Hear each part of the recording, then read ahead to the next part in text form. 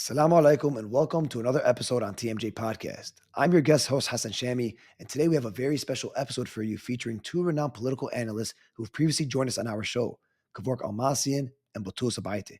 Kevork is an award-winning journalist, geopolitical analyst, and the host of an independent political commentary channel, Syriana Analysis.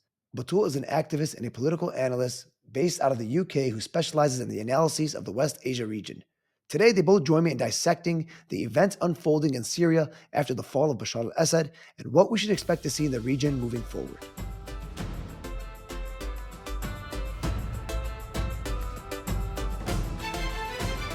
Batool and Kevork, thank you for joining me today on TMJ for this important conversation. I'd like to get right into it.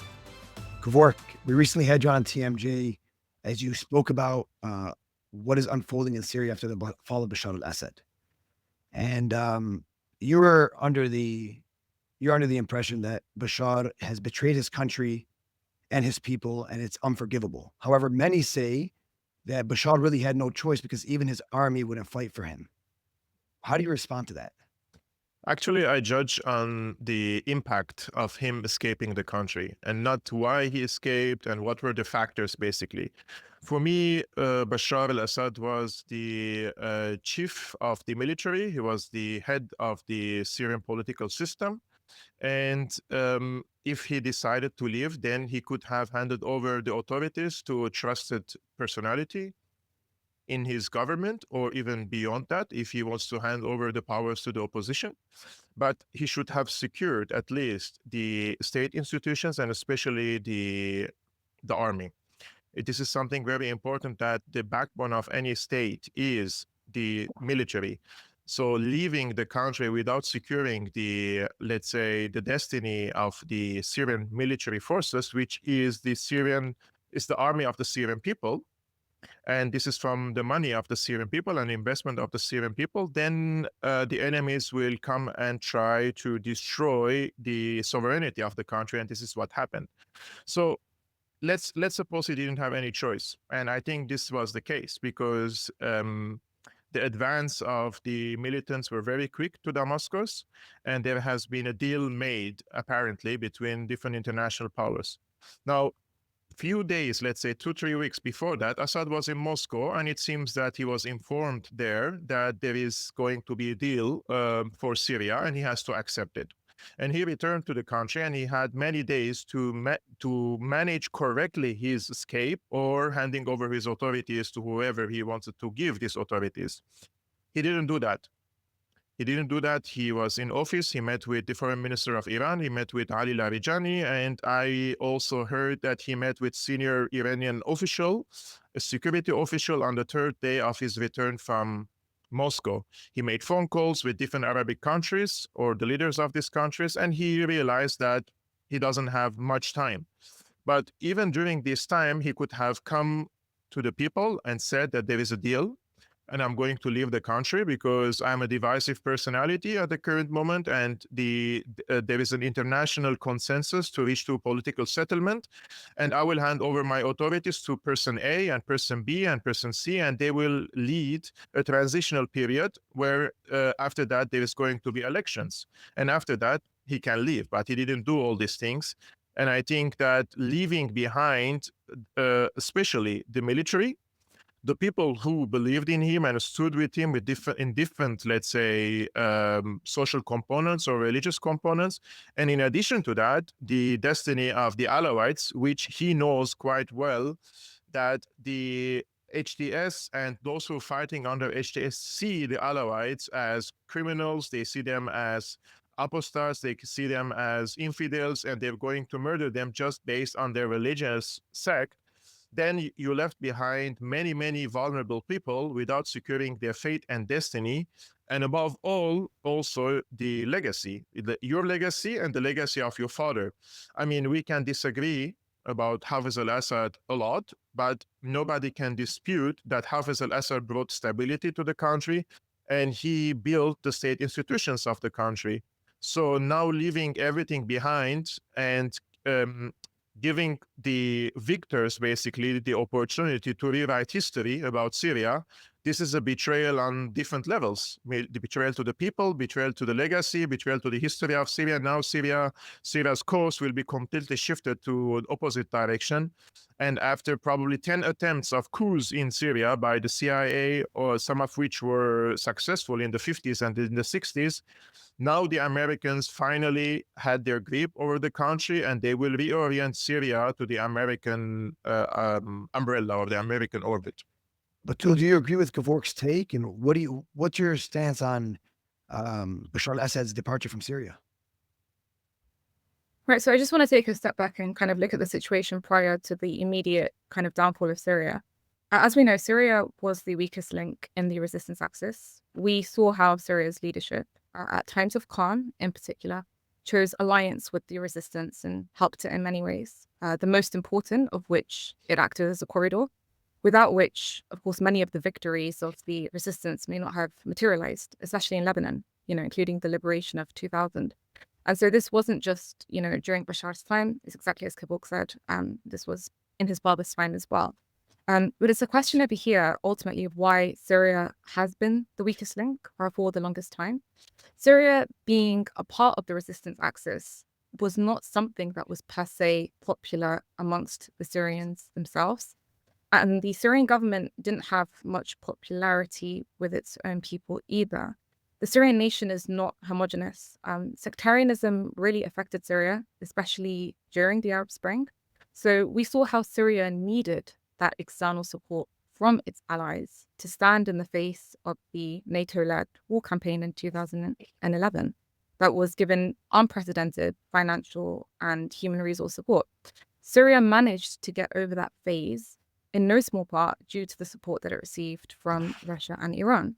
But that didn't create the real components for stability in Syria, because any power that relies on external support is not inherently powerful.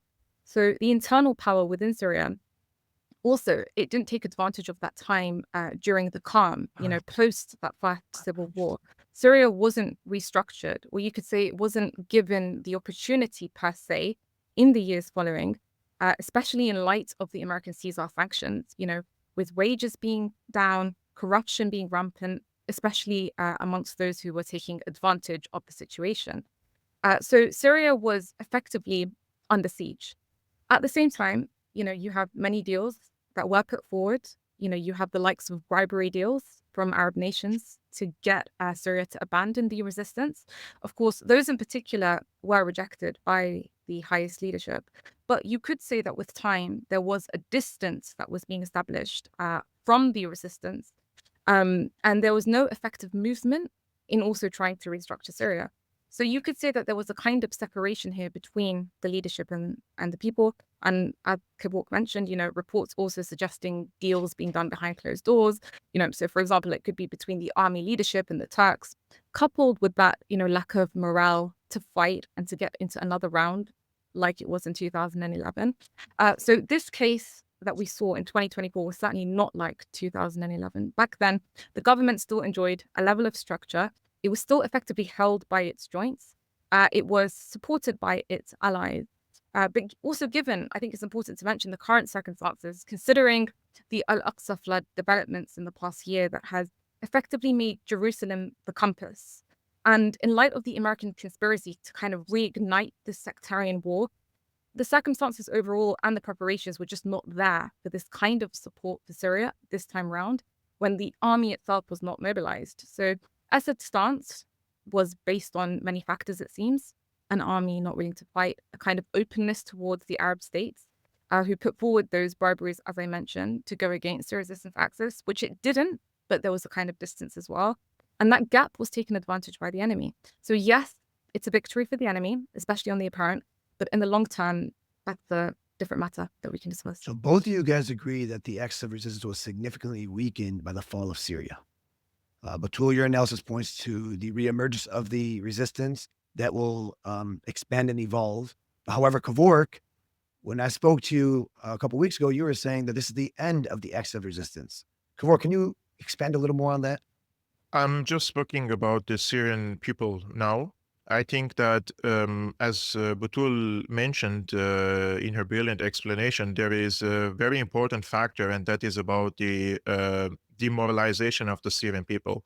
Now, in 2011, the patriotic sentiments, let's say, they were at its peak, and the government managed to mobilize many people behind them and cross-sectarian, cross-religious, let's say, classes.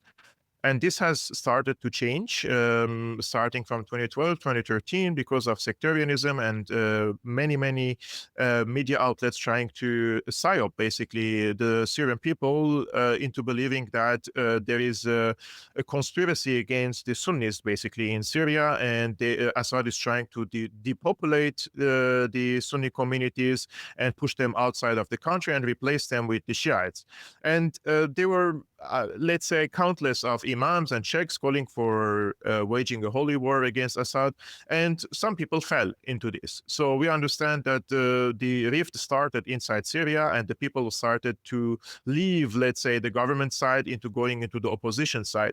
But once the regime change war in its hot form was over, and in 2017 and 18, Trump ended it, stopped the funding of these takfiris by the CIA, but he replaced it with the economic warfare. Now, this was the moment when Syrian economy and the value of the Syrian lira dropped dramatically, and we have witnessed hyperinflation in the country and big disparity between the rich class and the below poor class. Like, there is nothing in between. Like in Syria, you're either very poor or you're rich. And I witnessed it with my own eyes, and I saw, I would say it was even provoking myself, which is like someone who doesn't live in Syria, but while walking in the street, seeing all these expensive cars, whereas there are countless number of homeless people in the streets and beggars, for example. It shows you the big disparity in the, let's say, the social welfare in the country. Now, the Syrian people, I would argue now, after this successful regime change war, they are in a completely different mood. And they are now influenced again by the same media outlets that psyop them into now giving them the impression that this is a big liberation movement and Syrians are finally liberated and they will witness economic prosperity. Now, what is going to happen in the next period? Many foreign investors will come from different regional countries, and they will funnel billions of dollars into the Syrian market, and the Syrian people will fill their pockets and they will see big difference in the life standards. However, this is only temporary, because on the long run, once the foreign investors have a grip over the economy, they will start buying the politicians, like they already have the politicians in their pockets, let's say HTS and the rest, but now they will have a financial grip over the country, which means the Syrian foreign policy and domestic policies will be influenced by these foreign corporations and foreign investors in the country, including intelligence apparatuses. Now, the Syrian people will be pacified during this time because they will realize that they're gaining more, they're having more income, they're getting cars, and they're able to go on vacation. So they will keep them on a certain level of social welfare to pacify them from the regional political important cases such as the Palestine cause. So there was going to be a huge effort by the Qatari and the Turkish and the American funded media outlets in the region to detach the Syrian people from the Palestine cause and say, we have done enough for 70, 80 years. Now we want to take care of our family or our country, etc., etc. And they will see enough funding from Qatar and Saudi Arabia and the UAE in the country to keep them, let's say, passive from engaging into these political affairs. Will a resistance emerge from Syria? I highly doubt it, because now the country is completely disintegrated. Aleppo is on its own, it's separated from Homs and Damascus. Idlib is the largest safe haven of Al-Qaeda terrorists since 9/11. And you have in Latakia and Tartus, people are terrified by what could come next by these jihadists. And the Druze see also a threat from the HTS, so some of their representatives calling for Israeli help, and the Kurds are the same. So the country is headed to more disintegration than unity, and this will have a massive impact on encouraging people and organize them into some sort of organized armed resistance. And I think the mood in the country now is not for going into fighting and struggle. The people are completely, I would say, tired and demoralized as well. And the maximum they're wishing is the bread on the table and the milk for the baby. And that's one of the main reasons why the Syrian army didn't fight, because $30 to $50 per month compared for a Syrian army soldier compared to $1,000 for an HTS militant. I think we can't even compare now, because this is a contract army and this was a poor army, and the result was clear from after this Well, attack. Batool, you've spoken about the resistance and their ability to take crises as opportunities and a catalyst to for further expansion in West Asia. What do you think is a plan for Syria by America itself, and how do you think this affects the resistance? Sure, yeah. So I think that's an important point to start off with, analyzing what America envisions for Syria. Those who have taken advantage of the current situation right now, we can say, are Turkey, Israel, and of course the West, namely being America. Turkey now feels its backyard is under its control. Israel, most importantly, feels like it's hit that supply line to the resistance. But also, it's important to note that what Israel doesn't anticipate is how this could create potential formations of resistance that rejects the Israeli occupation and also rejects the splitting up of Syria, because, as Kevork had mentioned, there will be a kind of de facto separation, even if unannounced. But in the reality, it's there. So you have Israel that's currently occupying parts and will continue to. You've got the Kurds with the protection of America in the northeast. You have the other extreme groups, including Daesh, in areas which, by the way, America would also use to justify its own presence in Syria. As Kevork mentioned, you've got the Sahel area with minorities that could be subject to split. You have the HTS in power, who have a good relationship with Turkey, where you've also got Turkish-backed rebels. So the new government will unlikely lead to any form of stability or unity within Syria, or any kind of sovereignty. And Syria is open to all possibilities of splitting, basically turning into another Libya. But it's important to understand that America has always kind of left space for contradictions so they can move things in the direction that they want. So, for example, the Turks and the Kurds, that contradiction will remain. The Kurds are quite easy to mobilize, especially since they span a large area too. So whoever understands the American strategy for the region understands that in the past 4 decades, every single strategy that they have launched was based on striking the threat that Iran plays in challenging Western hegemony and the threat of this movement expanding regionally.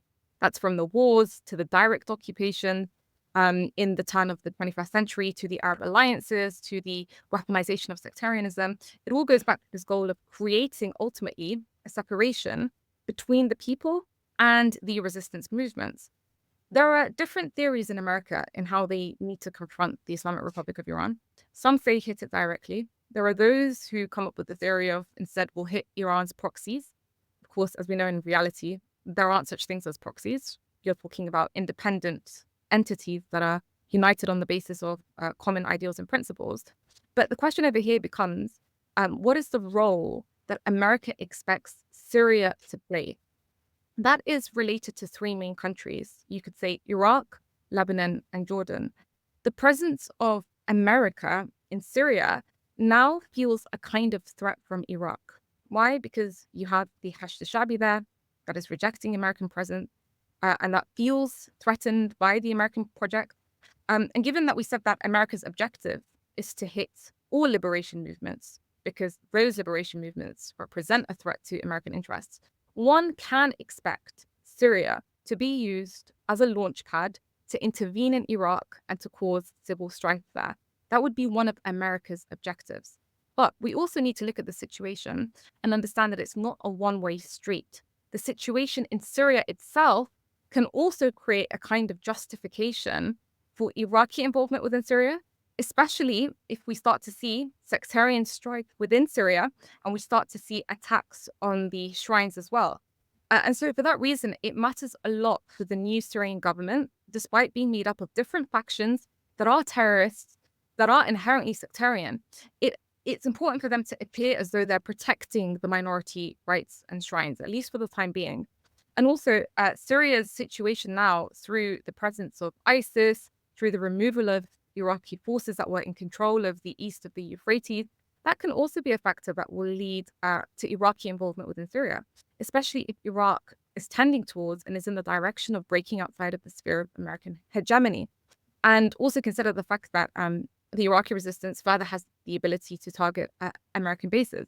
So what I'm saying over here is that there is a possibility for it to go both ways, and there are both sides, for Syria to get involved in Iraq, but also for Iraq to get involved in Syria. Same things with Lebanon. Syrian involvement could be on the level of seeking to create sectarian sedition. This is what America would want, especially building up from the previous war where the Lebanese resistance was involved against those factions that are in Syria now. The presence of Syrians in certain areas in Lebanon under the control of the resistance. You might have members of the Lebanese resistance that might be like demanded by the new Syrian government. So these are just some ways in which you might expect to see Syria involved in Lebanon. There's always that ability to mobilize sectarianism, especially since you've got the Sunnis in Lebanon, many of whom support this new situation in Syria. And so the objective of all of this is what? It is to keep the Lebanese resistance preoccupied. But most likely, I would say that those attempts won't be successful. Why? Because the Lebanese resistance is very aware and has put on the side this whole sectarian war. You know, Lebanon didn't get dragged into the sectarian war despite the Lebanese resistance's involvement in Syria during the first war. And I think especially now after Al-Aqsa flood and after the achievements of this past year, sectarianism has gone down a lot compared to what it was in 2011 and the years after. And at the same time, one can say that, okay, Syria is not going to see stability. You have all these factions in Syria that are contradictory. So if there are differences and that contradiction internally spreads, like you have the Kurds that are differing, the ISIS that turn against them, bear in mind, America uses ISIS to play their functional role, but ISIS is not stable and they're not controllable. And America can't control them and it can't control the infighting that happens either. So the resistance can likely take advantage of those internal contradictions, of the chaos that exists, in addition to the intermediaries that can actually lead to more depth within the resistance. So you have the Islamic resistance of Lebanon. It's very active. It has good relations with the Ghazan resistance. The Ghazan resistance has good relations with factions in Syria who have good relations in Jordan. So you could be looking at a potential for a Lebanon, Syria, Jordan, Palestine front, all undercover and all indirectly. So this all creates kind of corridors, further alliances and horizons that could even turn out to be better in the previous form. We don't know. But I suspect this is what Sayyid Ali Khamenei means when he says that there are opportunities, evolving on the horizon, given the situation that's been created post the Al-Aqsa flood. So we are a little tight on time, but I do want to touch up on two topics. I want to get into Iran and then speak a little bit on Hamas in Palestine. Kevork, you had said that none of this would have happened, the fall of Syria or the assassinations in Lebanon, if Iran would have implemented True Promise 3. And it's a very bold claim. Are you saying that Iran is partly to blame for the dominoes that have fallen? I didn't say it because of the Operation Only Tree. I said because Iran didn't engage actively after these assassinations, which happened in Lebanon, and also the killing of Ismail Haniyeh. I think when you have an axis, and this axis is led by a powerful country like Iran, it is expected from the more powerful country to have more engagement when the conflict in the region is not about, let's say, it's not about Hezbollah itself, it's not about Hamas itself or Syria or the Ansarullah or the Yemen. It's about the entire alliance of state and non-state actors.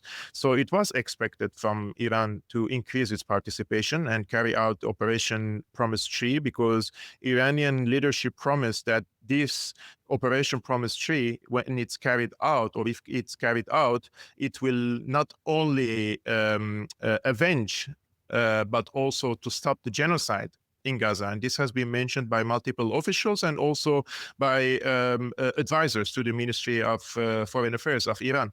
Therefore, I expected from Iran to have more active participation in this, especially after the assassinations that happened in Lebanon, because it was quite clear that Israel has taken a bold decision to go as far as possible And judging from the retaliatory patterns of Iran and Hezbollah, Israel understood it as a weakness from its enemies and not a strength, because the Iranian and the Hezbollah side were showing restraint and they didn't want to open an all-out war. But it was quite clear from the Israeli side that it will go as far as possible, including committing a genocide in Gaza in order to achieve its goals in the region. If Iran increased its participation in this, they would have been more deterrent, or the Israelis would have more restraint in escalating the situation, not only in Lebanon, but this time in Syria, because Batool also rightfully said and correctly said Syria was the weakest element in this chain, in this alliance. It was easy to reactivate these sleeping cells in the country and bring them together and conquer the country. And this is the result that we have seen.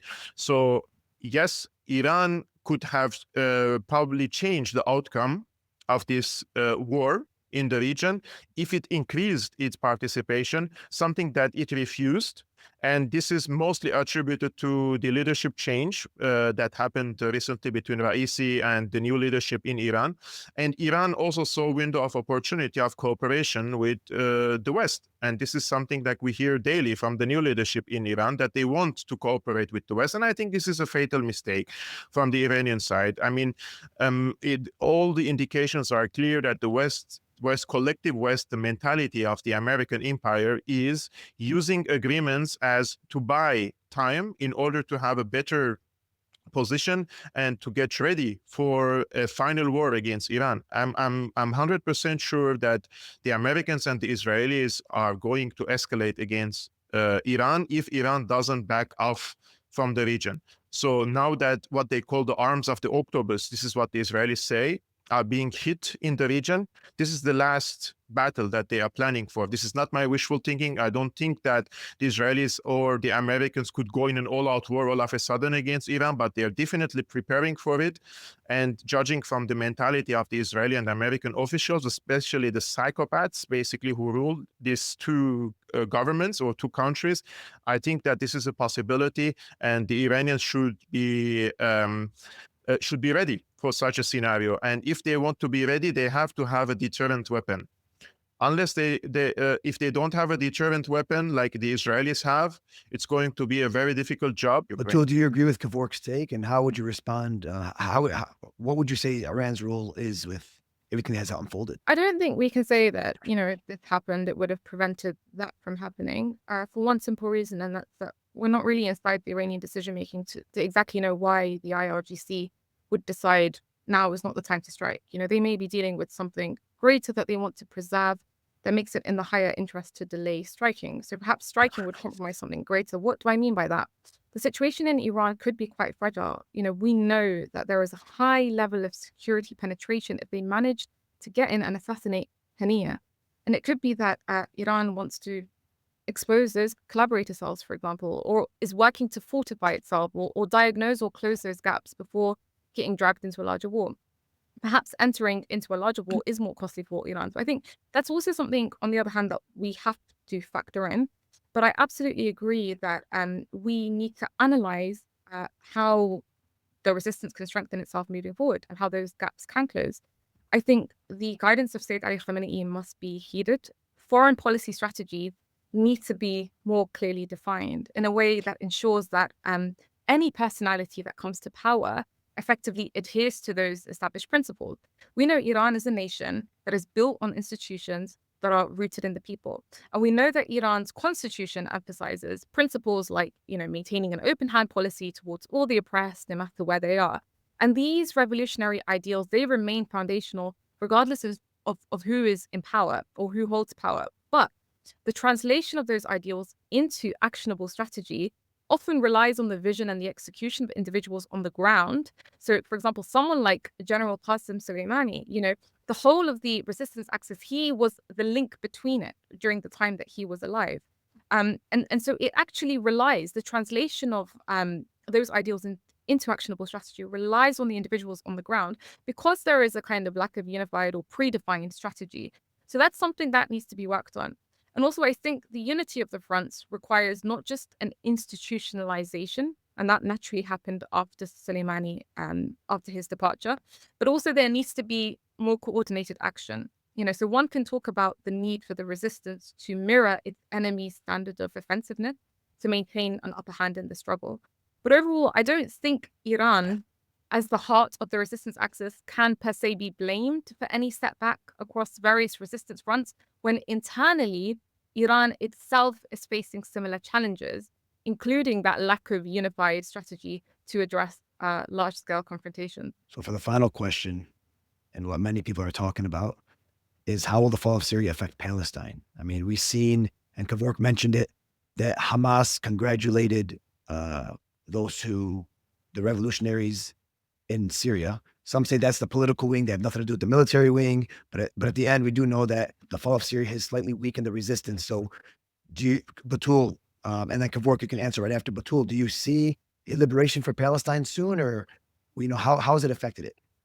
No, of course, look, the resistance axis is no longer in its previous form, but it now has the ability to expand, I believe, and encompass an even bigger area. This is something Sayyid Ali Khamenei mentioned. Why? Because the events in the past 14 months have nurtured this idea of resistance. And ultimately, the foundation of every movement is to spread its idea amongst the masses. So you had 7 fronts within the resistance axis that previously included Syria. But I don't believe that post Al-Aqsa flood, that was wide enough. Those 7 fronts were wide enough to capacitate and adapt to the Ummah and those sentiments after the event of Al-Aqsa flood. So it's only natural, therefore, for the resistance to expand its movement and its organizational abilities. And as I mentioned, the Palestinian faction ideologically, stemming from the Brotherhood, can play to its advantage in this regards, because if they are close to Syria, and directly in strategy with Hezbollah and Iran, and that's where they ultimately receive their material support, then you're talking about kind of undercover alliances forming in an indirect fashion that won't per se jeopardize the supply routes through Syria, because one can take advantage of that chaos and can also take advantage of the reality of those alliances as well. But I do believe that the pivoting of the Ummah around the resistance is something that will increase despite the soft and media warfare that seeks to turn people away from the true realities. And so even Syria itself can prove more beneficial with time, despite that conventional corridor no longer being there. The resistance in its nature, the speciality of the resistance is its ability to adapt, especially during times of chaos, and to find opportunities. So that's why I said Ali Khamenei emphasizes that, a front in Syria can be activated through cooperation and coordination in a covert fashion. And the resistance doesn't deal with Syria on the basis of it being a sectarian reality, because the Ummah itself is greater than those extreme ideologies adopted. And when we talk about the resistance as a whole, the Iraqi front could play a more central role alongside Yemen. Okay, Yemen here is key, right? Because Israel's unable to employ mass destruction hundreds of kilometers away. And Yemen, to be real, is the boldest front when it comes to the axis. So you can expect Yemen playing a much more pivotal role. New forms of action can spring from Lebanon, of course, benefiting from a year of warfare experience, so the utilization of rapid striking operations may emerge. You have the resistance in the West Bank. We mentioned attention to Jordan, signifying an opportunity for the resistance. So I think the focus of the resistance moving forward is really to leverage on its strengths, whilst avoiding Israel's excessive destructive capabilities, which Israel reigns supreme in. So there's lots of lessons for the resistance to learn from this war. But overall, I don't think Syria will give America any stability for its interests, because the resistance movement is not keeping, because further occupation just births further resistance. And we know that Israel and the occupation can only achieve their goals through force, transgression, and fear. And the action of the resistance relies on the human disposition to reject evil. So when Sayyid Ali Khamenei says that the resistance will expand, well, it's when this idea has spread of resistance as a result of Israel's criminality. It creates an environment that accepts resistance. And that's what we've seen as a result of these past 14 Kevork, months. your thoughts, please? I think that the players and the allies in the axis of resistance will zoom out, and they will study and evaluate this confrontation with the American axis. They will try to immunize their own countries first, the domestic affairs, and try to unify the people as much as they can, especially for a greater cause, because this takes lots of resources and energy from the people as well. And they have to see also how to get rid of the dollar-dominated financial system. This is very important before engaging in a hostile, let's say, attitude with the United States, whereas the US has an absolute monopoly over the financial system and the dollar and weaponizes it against all countries. I think the only two countries or three countries basically who still survived this type of sanctions were Cuba, Iran, and Russia, but it hurts. These sanctions hurt, and they impoverish the people as well. So there has to be first effort made to establish parallel financial systems with partners like China and Iran and India and other countries who are interested before going into any hot confrontation with the US empire under similar circumstances, whereas the US has dominance, let's say, over the financial systems and can print as much money they want and complete disregard of the inflation it causes in the US. As long as Israel needs the war machine to be active, then the US is financing. And we can see in Congress how the congressmen and congresswomen, they're tweeting about Israel more than they speak about their own people. And they're sending unlimited aid, basically, to Israel, something that gives Israel the upper hand in the region. So there has to be some, I would say, evaluation, regrouping, immunizing their societies, and pivoting basically away from the dollar, and then see how they can come back and free the region from any foreign dominance. Well, Kevork, Batool, thank you for having this conversation. I really enjoyed it. And I want to thank you again for joining us on TMJ News. We'll see you next time. Thank you for joining me on this latest episode today. If you like what you see here on TMJ News, make sure to like and share this video and subscribe to our channel for more content.